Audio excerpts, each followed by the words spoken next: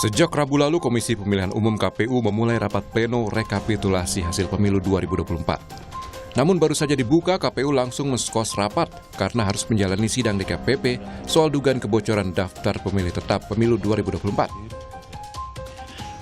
Oleh karena itu, sementara kita skors, nanti kita lanjutkan setelah kami selesai mengikuti atau menghadiri sidang DKPP. Demikian rapat pleno kita skors sementara. Partai Nasdem menduga dipanggilnya komisioner KPU dalam sidang DKPP menjadi pertanda tidak baik dalam berlangsungnya rekapitulasi hasil pemilu. Maka itu penyelidikan pelanggaran terkait pemilu lewat hak angket di DPR memang perlu dilakukan. Satu pertanda yang tidak baik ya. Hari pertama mereka sudah harus menghadapi dugaan pelanggaran etik. Itu kan serius. Serius sekali, DKPP itu kan Dewan Etik. Jadi kita tidak tahu ke depan sidang-sidang ini saya duga akan mengganggu pleno. Dan kalau dikaitkan dengan rencana kami untuk mengajukan angket kan makin relevan dengan ini.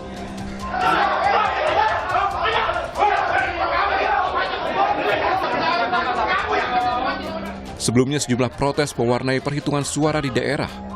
Diduga perolehan suaranya hilang, calon anggota legislatif DPRD Lombok Tengah dari Partai Golkar mengamuk saat pleno rekapitulasi suara. Bahkan caleg bernama Ahmad Halim ini hampir adu jotos dengan panitia penyelenggara pemilu kecamatan. Beruntung amukannya dapat diredam, aparat TNI dan Polri yang siaga mengamankan jalannya rapat rekapitulasi di tingkat PPK. Terkait dengan tentang adanya saya tadi komunikasi dengan teman-teman di sana, karena kami juga minta supaya secara bertiga untuk agar supaya itu dibuka paling tidak satu TPS saja. Tapi tetap juga tidak mau. Kalau dugaan kecurangan di TPS mana saja, Bang? Ya, yang pertama ini kalau di TPS Pananinda sudah ada, tapi sudah dibuka dan sudah kelihatan suara saya ada suara. Clear, sudah tidak ada malah. Kemudian bisa dibincang ya.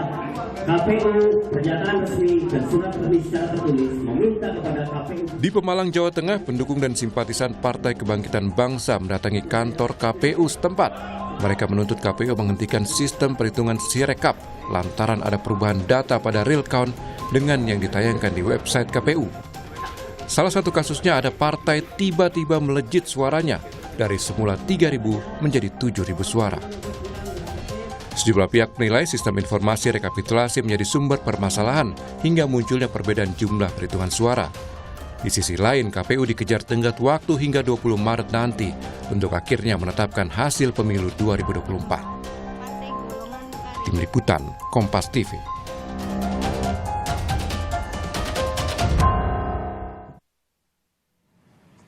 Saudara, rapat pleno rekapitulasi hasil pemilu 2024 menjadi ajang protes sejumlah saksi. Salah satunya adalah mempersoalkan hasil yang ada di Sirekap yang dinilai tidak akurat. Adakah persoalan lain yang kemudian muncul sebelumnya? Atau justru persoalan itu terbuka saat rekapitulasi yang tengah berlangsung saat ini? Kita akan membahasnya di pagi hari ini bersama dengan Komisioner KPU 2017 hingga 2022. Sudah ada Pak Ilham Saputra. Selamat pagi melalui sambungan Zoom. Pak Ilham. Mbak Disti. Ya, pagi ya. Apa kabar? Baik, alhamdulillah. Ya, dan juga ada di studio ada Dewan Pembina Perludem, sudah ada Mbak Titi Anggraini. Assalamualaikum Mbak Titi. Waalaikumsalam. Kabar baik ya? Alhamdulillah. Ya, dan juga ada Direktur Sengketa Proses Tim Hukum Nasional Anies Muhaimin, sudah ada Mas Zaid Musafi. Selamat pagi, Assalamualaikum. Pagi, waalaikumsalam warahmatullahi wabarakatuh. Ya, ini kita masih membahas ya, kalau kita lihat dalam sempat di hold begitu kan karena memang ketua KPU bersama dengan komisionernya sempat dipanggil begitu ya. Saya ke Bung Zaid dulu. Bung Zaid, ini kan dalam 2 hari 3 hari rapat pleno ini sepertinya banyak yang mempersoalkan data di Sirekap, salah satunya adalah kubu Anda begitu. Sempat protes juga, apa sebenarnya yang diprotes?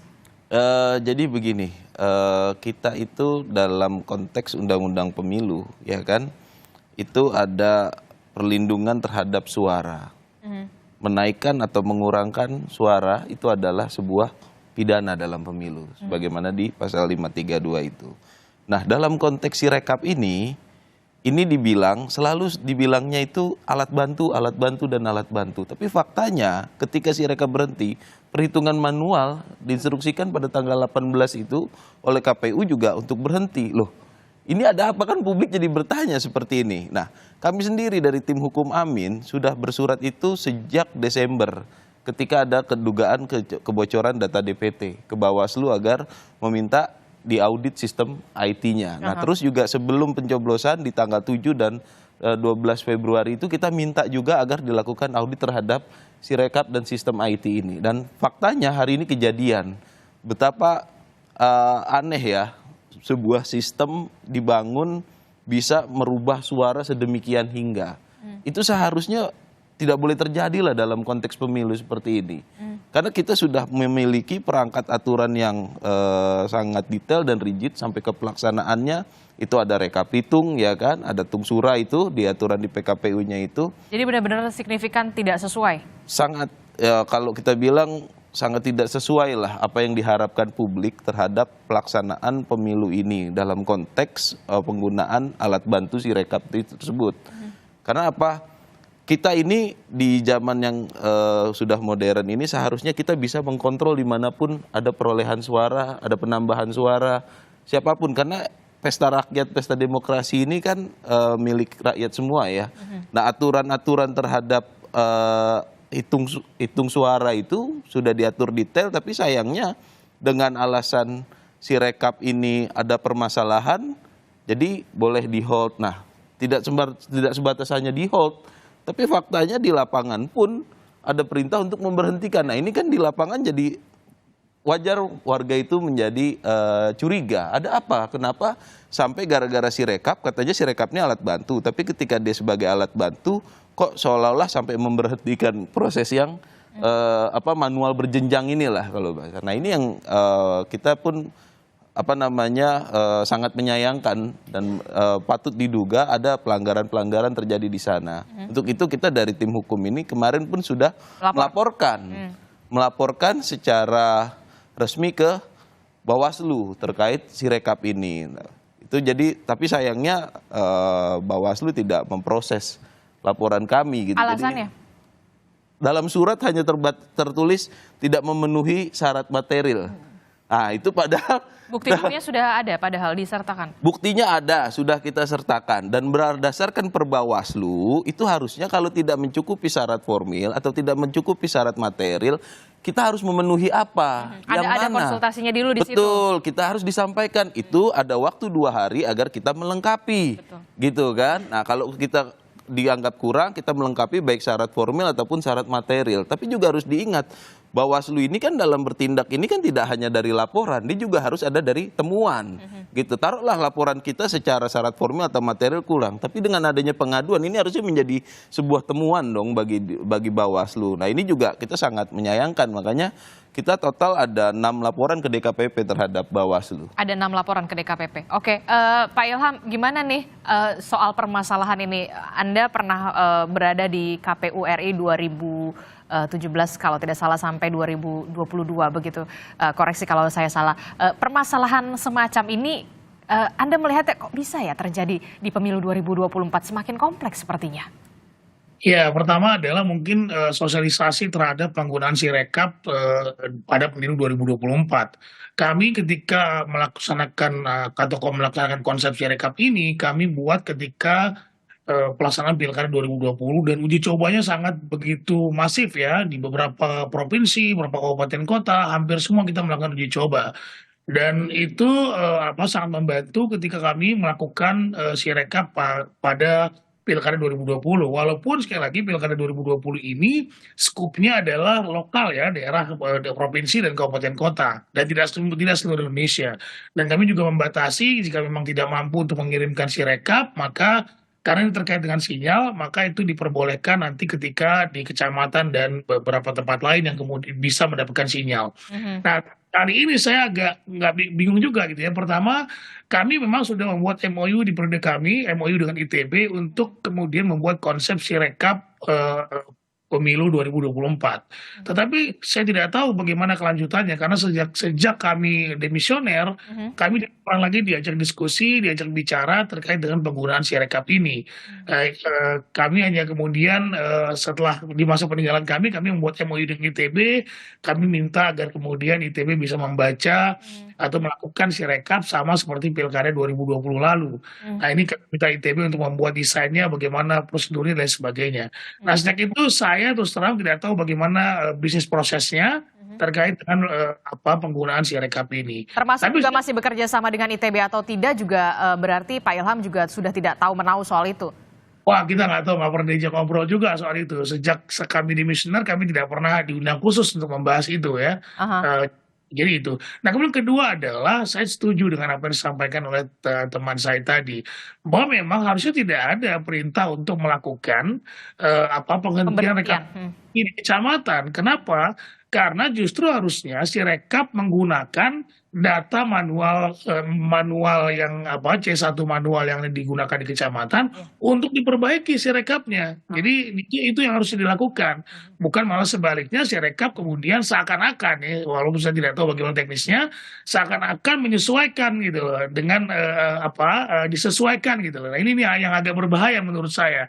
Tidak perlu ada perintah penghentian, bahkan perintah penghentian ini pun sebetulnya bukan surat edaran ya, tapi surat dinas dari sekretariat kepada teman-teman KPU di beberapa daerah, dan KPU provinsi berdasarkan surat itu membuat surat edaran kepada teman-teman di bawah. Nah ini secara hukum juga berbahaya menurut saya karena tidak ada perintah langsung dari komisioner seperti itu. Dari pengalaman Anda, Pak Ilham, apa yang kemudian ini kan tadi Mas Zaid bilang katanya tiba-tiba ada yang signifikan sekali, tiba-tiba ada yang suaranya hilang. Memang bisa seperti itu begitu pas Anda masih berada di KPU? Ya dulu ketika di KPU penggunaan pemilu legislatif dan presiden tahun 2019 kami menggunakan sistem informasi penghitungan ya, Situng namanya. Ini beda dengan Sirekap. Kalau Sirekap kan based by kamera, menggunakan kamera dibaca OMR dan OCR-nya, kemudian nanti sistemnya membaca apa yang ditulis di C Plano. Berbeda dengan Situng. Situng itu C1 di setiap TPS di-upload, kemudian disampaikan di server KPU. Jadi semua orang tahu apa kesalahan yang terjadi di formulir C1 tersebut. Nah itu diperbaiki kemudian ketika rekap kecamatan, juga nanti rekap kabupaten sampai rekap nasional. Jadi base-nya adalah sekali lagi Situng itu betul-betul sebagai pertama alat transparansi, kedua adalah sebagai alat bantu agar semua masyarakat mengetahui di mana titik kesalahan dari teman-teman KPPS mengisi formulir C1. Dan itu bisa diperbaiki di rekapitulasi di kecamatan. Nah, Sirekap ini sebetulnya fungsinya sama, tetapi menjadi carut marut ketika penggunaannya sangat menimbulkan kecurigaan karena tadi seperti kata Bang Zaid ada penggelembungan kesannya, kemudian juga ada perbaikan-perbaikan yang seharusnya tidak menghentikan rekapitulasi kecamatan, sehingga kecurigaan ini tidak bisa dihindari seperti itu. Oke, kalau menurut Anda Pak Ilham, jadi sebenarnya ini kurang sosialisasi atau memang kurang siap sebenarnya? Ya saya kira seperti itu ya, karena memang sebetulnya blueprint-nya sudah kita buat. Bahkan kami sudah pernah membuat buku bagaimana blueprint Sirekap ketika Pilkada 2020, bagaimana penggunaannya, apa kekurangannya itu sudah ada ya. Nah, tapi ini kan coba bisa dicek lah, bisa mungkin di interview teman-teman di bawah. Apakah pernah ada uji coba Sirekap yang secara masif? Saya tidak tahu.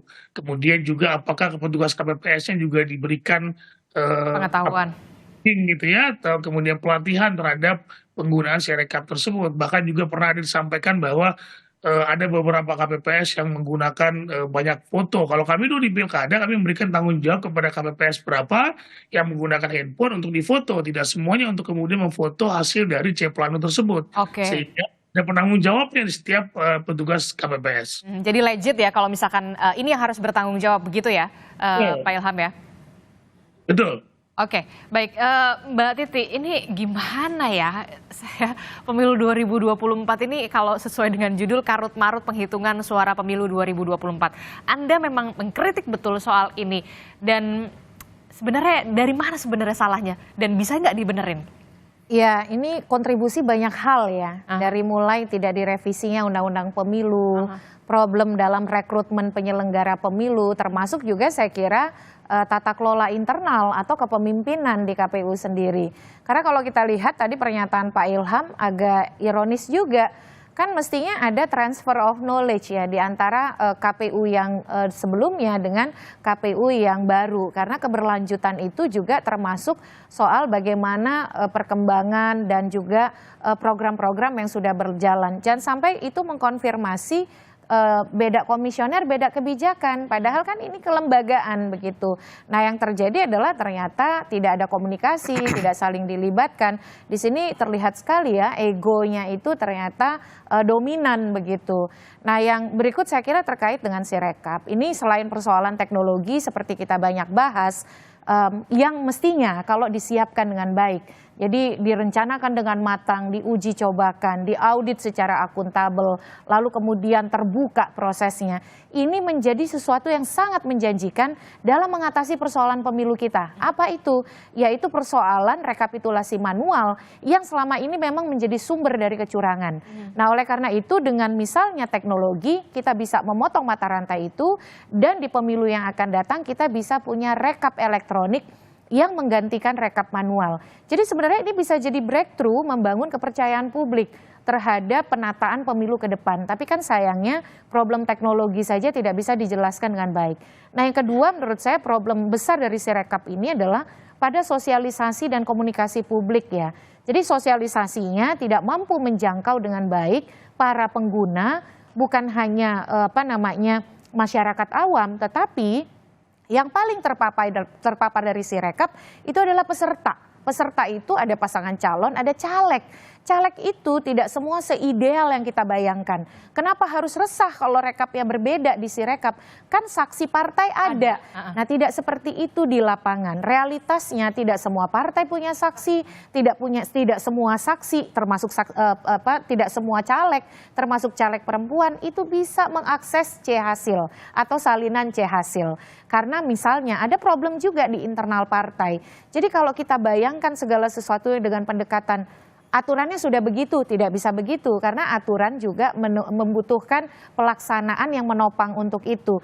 Nah caleg-caleg itu yang mengandalkan Sirekap, termasuk saya. Iya benar ada C-hasil begitu, tapi kan menghitung satu kecamatan saja sudah berapa ratus TPS, satu kabupaten kota saja sudah berapa ribu TPS.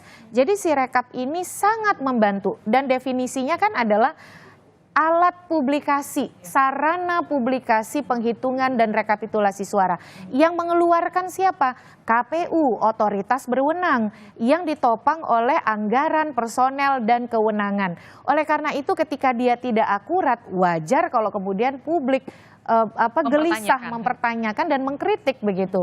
Nah jadi sosialisasi dan komunikasi publiknya juga bermasalah. Dan yang terakhir saya kira soal respon. Responnya relatif lama begitu ya, dibiarkan timbul spekulasi, kontroversi, bergulir. Tapi kemudian malah yang muncul itu potongan setengah-setengah, penghentian Sirekap. Padahal dia sarana publikasi dan juga disebutkan memang alat bantu rekapitulasi. Betul dia menjadi alat bantu. Di kecamatan yang ditampilkan itu adalah data dari Sirekap. Dan di peraturan KPU nomor 5 2024 kalau ada perbedaan maka di pasal 15-16 itu yang digunakan adalah C-hasil manual. Jadi yang dibutuhkan itu adalah sosialisasi komunikasi publik yang baik, bukan dengan kemudian tiba-tiba mengambil kebijakan, kebijakannya juga kurang transparan dan akuntabel, penghentian akhirnya muncul lagi spekulasi baru. Jadi saya kira memang agak jelimet ya problem kita gitu. Ada problem teknologinya sendiri, ada problem sosialisasi, problem kapasitas KPU-nya, termasuk juga problem komunikasi dan responsivitas KPU. Jadi ya memang mau tidak mau harus dipaksa berbenah begitu. Dan saya kira tadi ya laporan-laporan terhadap Bawaslu itu juga dirasakan oleh teman-teman. Misalnya penolakan laporan itu cuman dengan bahasa tidak memenuhi syarat formil, tidak memenuhi syarat material. Tapi tidak dijelaskan. Yang mananya materialnya gitu. Karena kita ketika menjadi pelapor, itu kita menjelaskan yang dilanggar pasal berapa, kronologisnya, unsurnya, saksinya. Jadi kalau tidak memenuhi material berarti kan itu dianggap bukan pelanggaran. Kenapa tidak dianggap pelanggaran tuh kenapa? Begitu, sementara proses pembuktian belum berlangsung, saksi-saksi belum misalnya didengar. Nah ini yang menurut saya dua-dua pihak ini memang harus berbenah begitu. Jadi Anda melihat Bawaslu dan juga KPU ini memang sudah saatnya berbenah. Terlambat nggak sih? Ini kan pemilu 2024, ya kita lagi tahapan proses. Kalau bilang terlambat sudah pasti terlambat, tapi kan ini kan problem dari hulunya dia, dari regulasinya, undang-undang pemilu, rekrutmennya juga sudah kontroversial. Kita sama-sama tahu. Kemarin juga KPU dihukum karena problem rekrutmen, orang sudah terpilih tiba-tiba diganti, dan ini bukan yang pertama di Nia Selatan. Di daerah lain juga saya tahu ada begitu, tanpa klarifikasi, tanpa konfirmasi. Jadi ketika itu terjadi, tapi kita kan harus memikirkan juga pemilu ini harus jalan. Di sisi yang lain pilkada sudah di depan mata gitu. Jadi kalau kita tidak memperbaiki ini, apakah kita akan terus repetisi sampai pilkada yang juga akan berjalan. Jadi ya memang mau tidak mau saya kira hak angket juga menjadi relevan dalam situasi ini. Bukan karena kita ingin mendelegitimasi, tapi justru menjadi pembelajaran untuk pembenahan elektoral kita. Dan jangan tabu juga, sebelumnya sudah pernah di 2009. Dan itu bertujuan untuk memperbaiki tahapan dan juga memperbaiki rekrutmen. 2009 itu rekomendasi hak angket adalah pemberhentian anggota KPU dalam tempo yang secepatnya. Dan itu diikuti oleh perubahan undang-undang pemilu yang memperbaiki mekanisme rekrutmen dan juga kemudian diikuti dengan perbaikan pemutakhiran data pemilih. Jadi jangan bayangkan terlalu pragmatis partisan begitu ya, tapi kepentingan penataan pemilu itu juga menjadi relevan dilakukan melalui hak angket. Karena kepentingan semua partai dan semua pasangan calon saya kira. Oke, jadi kalau Anda melihat hak angket ini bisa jadi relevan begitu, bisa juga jadi bahan evaluasi untuk KPU dan juga Bawaslu di pemilu 2024 ini yang kemudian bisa dikatakan, loh kok jadi begini ya, begitu ya. Nah, bagaimana kemudian respon dari Pak Ilham selaku yang pernah menjadi komisioner KPU di 2017 hingga 2022, apakah kemudian juga perlu ada pembenahan yang begitu komprehensif agar pemilu 2024 dan pemilu selanjutnya ini tidak terjadi lagi? Jangan dijawab dulu Pak Ilham, kita akan jeda dulu sejenak, tetaplah bersama kami di Sapa Indonesia Pagi.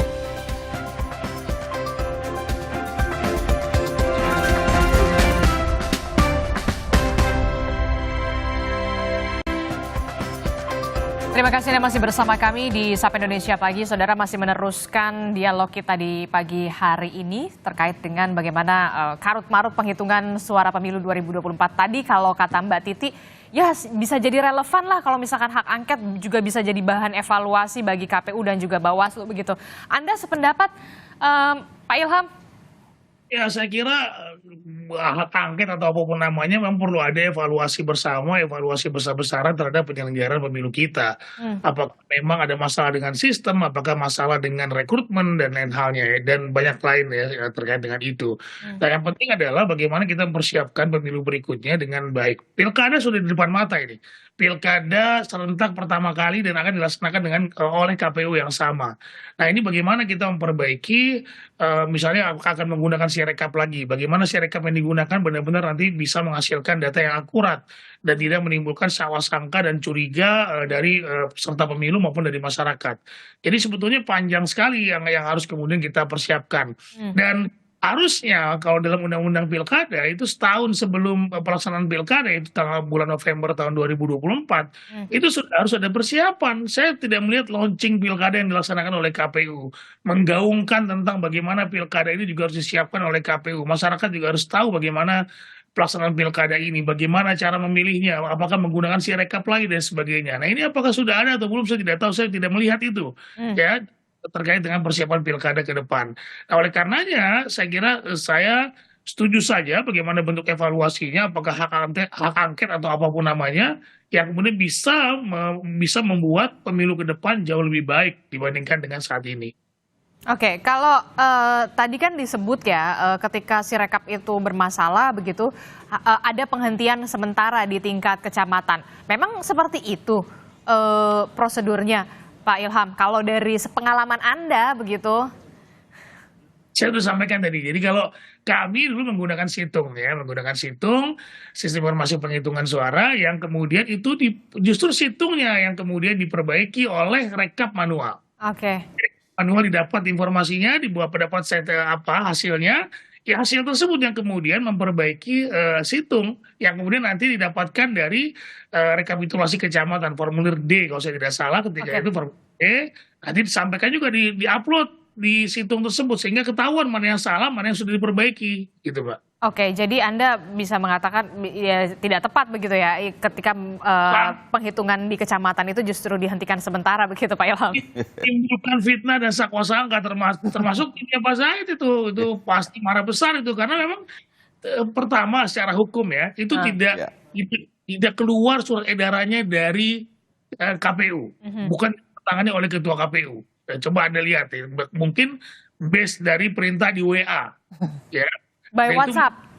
By WhatsApp. Dan bahkan itu eselon 2 atau eselon 3, saya tidak tahu. Ini soal manajemen pemilu ya, soal bagaimana kemudian kita mempersiapkan segala sesuatunya dengan firm. Karena kalau tidak, nanti secara hukum akan digugat. Titi Anggraini lebih paham soal ini dibandingkan saya. Ya, administrasinya, materialnya, dan sebagainya itu penting untuk kemudian disiapkan dari awal. Nah, kedua adalah penghentian itu tidak bisa dilakukan dengan kemudian tiba-tiba dengan alasan memperbaiki Sirekap. Sirekap ini alat bantu, harusnya alat bantu yang kemudian menyesuaikan dengan rekapitulasi manual seperti yang ada di Undang-Undang 7 tahun 2017 yang menyampaikan bahwa hasil resmi adalah rekapitulasi manual. Seperti itu. Mbak Said? Siap. Jadi betul, kita sangat menyayangkan. Jadi gini, ada nggak sih dasar hukum menghentikan hitung manual sementara, ya kan? Karena alasan Sirekap itu lagi diperbaiki, itu nggak ada. Itu nggak ada. Artinya apa? Ya boleh jadi ini langkah yang tidak resmi ya dalam permintaan KPU kepada, saya nggak bisa bilang KPU kalau ternyata kan memang bukan ketua KPU yang tanda tanganin, bukan sign surat itu langsung ke bawah. Apakah ini perbuatan melawan hukum ya? Patut diduga ini adalah perbuatan melawan hukum dengan perintah menghentikan itu. Karena di sisi lain gini Pak, kalau memang itu adalah perbuatan yang sudah disesuaikan dengan PKPU terkait rekapitung, ya kan, itu kita bisa nerima secara nalar apabila Sirekap dihentikan sementara karena penghitungan manual dihentikan sementara karena si rekap lagi diperbaiki dan itu diatur dalam aturan sumpama. Ini kan dalam aturan nggak ada karena memang hanya ada surat edaran itu pun bukan komisioner yang tangani, dan dalam catatan kita ternyata surat edaran itu pun tidak diberitahukan ke Komisi 2 DPR selaku legislatif yang menangani masalah pemilu. Ini kan problem lagi jadinya. Jadi ada beberapa problem mengenai penghitungan dan karut marut ini memang harus segera ditindak, jangan nunggu nanti gitu. Apakah mekanisme politik yang akan ditempuh ataukah mekanisme hukum? Mekanisme hukum kami dari tim hukum sudah menempuh upaya hukum dengan melaporkan ini ke Bawaslu, tapi faktanya Bawaslu seperti itu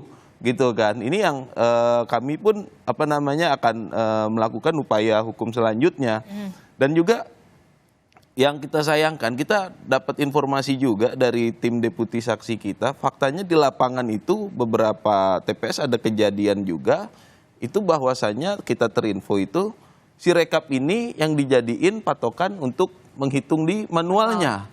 Nah ini kan juga semakin nggak benar gitu kan. Nah problem-problem ini harusnya KPU ini bisa lebih responsif ya dalam mengambil keputusan, dalam menyikapi problem-problem ini. Karena kalau tidak ya kita akan semakin karut-marut dalam menghitung keabsahan suara yang sudah direkap di tingkatan kabupaten, kota, ataupun nanti di provinsi, ataupun sampai ke nasional. Ini bukan hal yang sepele gitu loh dalam proses pemilu ini. Ini harus segera disikapi dan saya rasa KPU harus segera berbenah, jangan nunggu nanti gitu loh. Dan di sisi lain kita mengingatkan secara tegas kepada Bawaslu, Bawaslu ini perannya ini punya pengawas pemilu loh. Kondisi-kondisi ini kenapa dibiarkan? Ketika kita melapor dengan mekanisme yang sudah kita pandang benar sesuai ketentuan, hanya membalas atau menolak dengan alasan tidak cukup syarat material dan syarat formil. Itu pun kita tidak diinfokan apa yang menjadi kekurangan itu. Nah, ini juga akan jangan sampai problem ini terus berlanjut gitu. Nah, ini kan akan menjadi permasalahan yang signifikan ke depannya. Mbak Titi, kalau Anda melihatnya sebenarnya ini yang punya kelemahan Sirekapnya. Kalau saya melihat Ini sebenarnya apa ya, niatnya baik supaya Iya, betul. publikasi, transparansi Betul. begitu kepada publik, kepada masyarakat. Apalagi kalau kita lihat anggarannya tidak main-main, begitu Mbak Titi. Jadi sebenarnya Anda melihat kelemahannya itu di Sirekapnya atau memang di manajemennya orangnya nih gitu loh? Ya, teknologi itu sesuatu yang mestinya memudahkan dan kemudian membuat kualitas tahapan pemilu kita menjadi lebih baik begitu ya.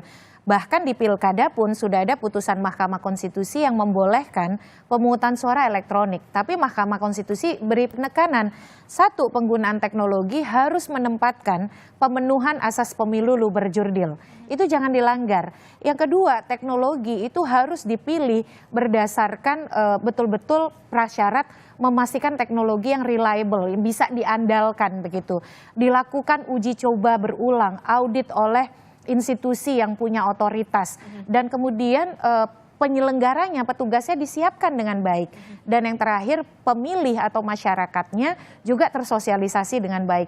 Nah, evaluasi itu bisa kita lakukan terhadap Sirekap. Nah, Sirekap ini kan sebenarnya bukan hanya saat ini inisiatifnya. Di era Pak Hadar Nafis Gumai dan kawan-kawan pada waktu itu sudah dimulai menghadirkan situng. Situng itu adalah membuka yang gelap menjadi terang. Karena kenapa? Rekap manual berjenjang itu selama ini tidak bisa diakses luas oleh masyarakat. Yang hadir hanya saksi-saksi partai. Lalu kemudian hasil TPS itu diunggah dan semua bisa melihat.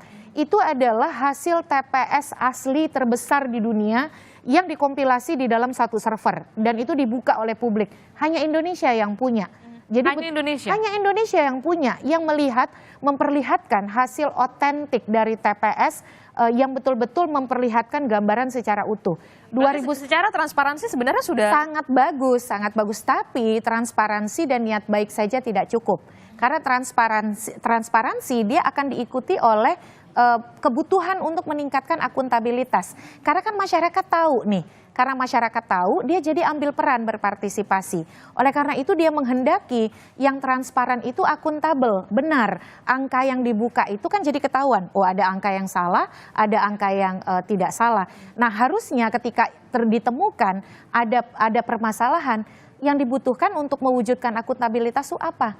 Responsif kan? Responsif merespon adanya temuan kesalahan, adanya temuan ketidakakuratan, dan kemudian komunikasi publik yang baik. Nah ini yang saya kira masalahnya selain tadi di soal teknologi juga akuntabilitas keterbukaan soal auditnya oleh siapa, berapa kali diaudit, lalu uji coba berulangnya berapa kali, itu tidak sampai ke publik. Akhirnya publik berpikir dengan logika spekulatifnya sendiri gitu, dan itu tidak salah. Karena kenapa? Karena yang mengeluarkan Sirekap ini otoritas resmi. Taunya masyarakat ada instrumen KPU itu apalagi dia sarana publikasi harusnya akurat dan valid gitu. Jadi saya kira memang ini kelindan dari ada persoalan teknologi, persoalan manajemen, persoalan kapasitas dan sumber daya personal KPU, dan juga persoalan kepemimpinan ya saya kira. Ego sektoral, dan itu sulit dibantah saya kira. Oke, kalau kita melihat ini pilpres, pileg begitu ya, pemilu begini nih, masih begini ya begitu. Nah, yang udah di depan mata kan pilkada nih Mbak Titi. Ya itu makanya ya, saya kira kita harus berterima kasih kepada pemohon perkara 12/2024 yang diputus MK kemarin, karena 2 orang mahasiswa ini yang bukan pesanan siapa-siapa ya, itu kemudian walaupun permohonannya ditolak, MK mengatakan pilkada tetap harus November 2024 karena ada narasi yang di dalam revisi usulan DPR ingin memajukan ke September. Sayangnya KPU Bawaslu-nya bilang kami siap karena itu bisnis as usual-nya kami gitulah. Nah sekarang pemilu saja begini, apalagi kalau pilkada dimajukan ke September. Pilkada di November itu MK menekankan agar kita konsisten dan tidak mengganggu desain konstitusional yang sudah kita rancang, dan juga menghindari tumpukan atau irisan tahapan. Nah setuju dengan Pak Ilham tadi ya, kalau KPU tidak berbenah dan Bawaslu tidak berbenah, harusnya ada efek jera yang lebih kuat terhadap mereka. Karena kenapa? Yang dipertaruhkan ini urusan publik. Contoh, mengirim lebih awal surat suara ke Taipei, akhirnya dinyatakan surat suara rusak. Berapa kerugian uang negara yang harus dirasakan? Betul. Yang kedua, simulasi ada 3 pasangan calon, surat suaranya hanya 2 pasangan calon. Akhirnya simulasi ulang. Berapa kerugian keuangan negara yang harus dirasakan? Yang di Malaysia? Yang di Malaysia, 7 PPLN menjadi tersangka karena karut-marut di dalam pemutakhiran data pemilih. Dan saya mendengar informasi katanya ada ghost Pantarlih. Pantarlihnya tidak pernah datang ke Malaysia tapi operator dari Jakarta. Informasi yang saya dengar ya.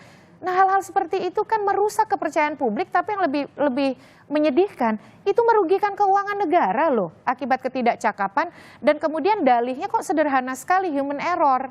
Human error tidak akan terjadi kalau kepemimpinannya baik, tata kelolanya profesional, dan cakap begitu. Jadi saya kira kita jangan menutup diri, ini persoalan bangsa, jangan karena kita punya kepentingan partisan misalnya, hanya karena ingin menjaga suara kita supaya tidak terganggu, kita menutup mata dan mengatakan, oh pemilu kita bagus, baik, kualitasnya luar biasa, padahal realitas permasalahan ada di depan mata. Jadi bagi saya sih tempatkan masa depan demokrasi dan kualitas demokrasi kita daripada kepentingan pragmatis gitu. Akui saja bahwa memang ada banyak persoalan di pemilu 2024. Dan tadi Anda melihat, tadi Anda menyebut efek jerahnya mungkin salah satunya adalah yang paling relevan hak angket begitu? Iya, salah satunya dan termasuk juga DKPP.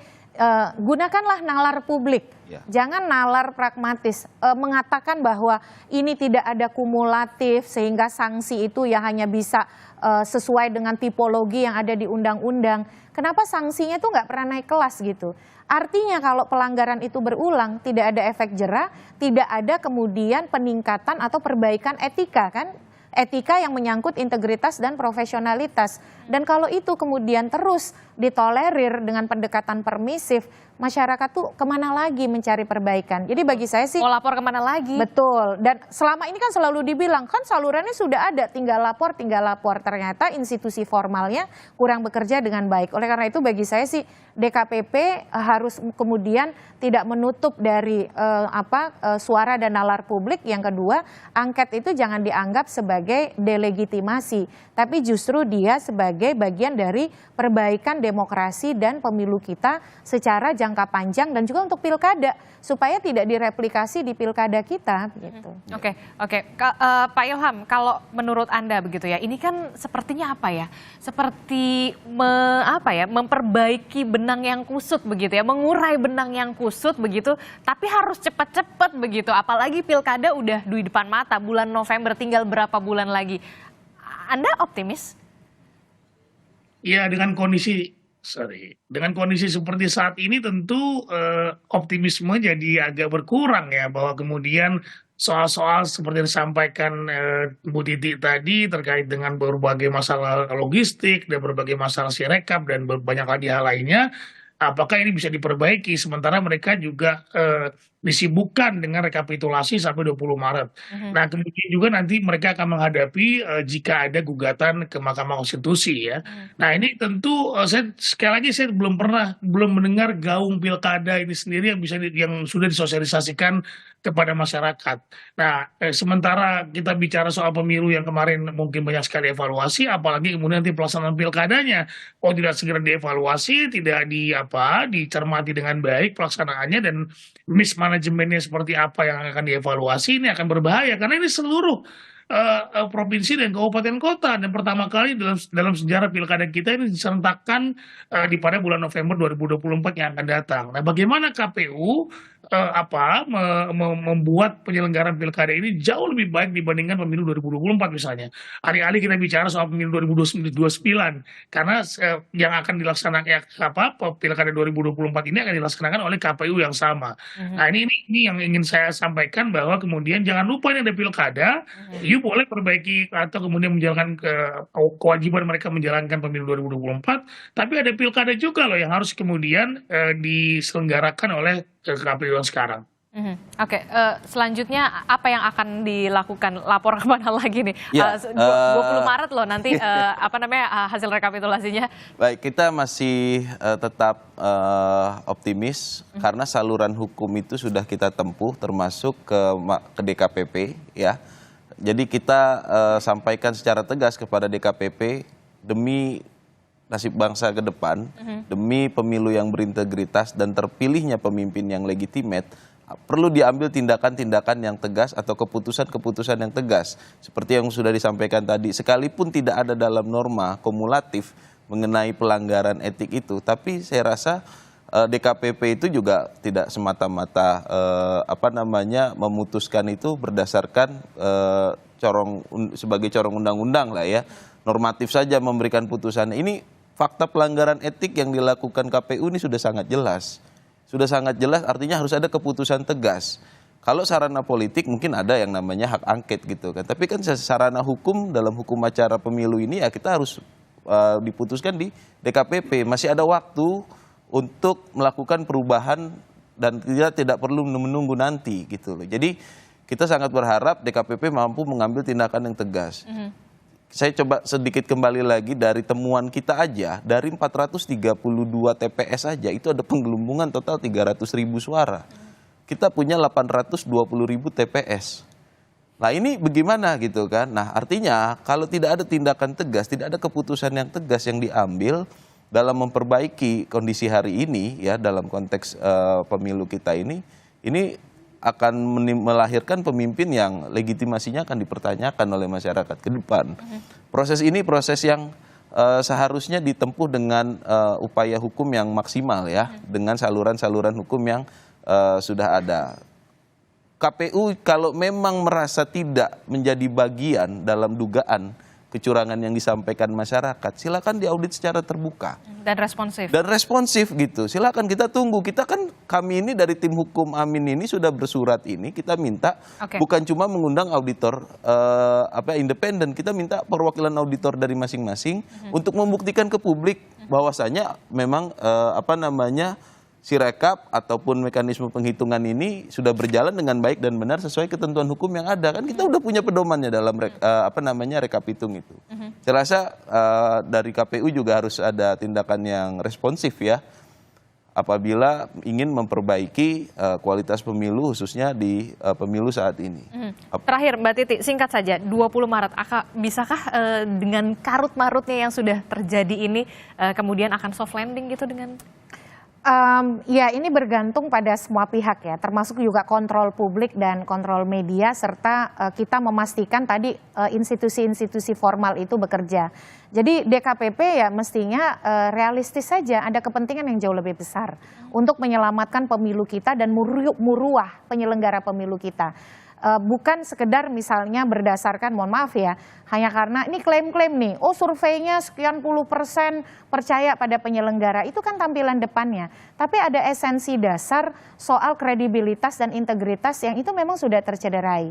Jadi saya kira kita semua harus terus bersuara, tetapi di sisi yang lain penyelenggara juga harus membuka diri begitu. Karena ini yang dipertaruhkan adalah masa depan demokrasi kita. Kita akan tunggu bagaimana respon dari KPU Republik Indonesia, karena lah proses tahapan pemilu 2024 ini masih terus berjalan. Yang kemudian menjadi ada di depan mata juga adalah penyelenggaraan pilkada. Jangan sampai kemudian ini terulang lagi di pilkada, tinggal beberapa bulan lagi. Terima kasih Mbak Titi dari Perludem, kemudian juga ada Bung Said Musafi dari Tim Hukum Nasional Anies Muhaimin, dan juga Komisioner KPU 2017 hingga 2022 Pak Ilham. Terima kasih.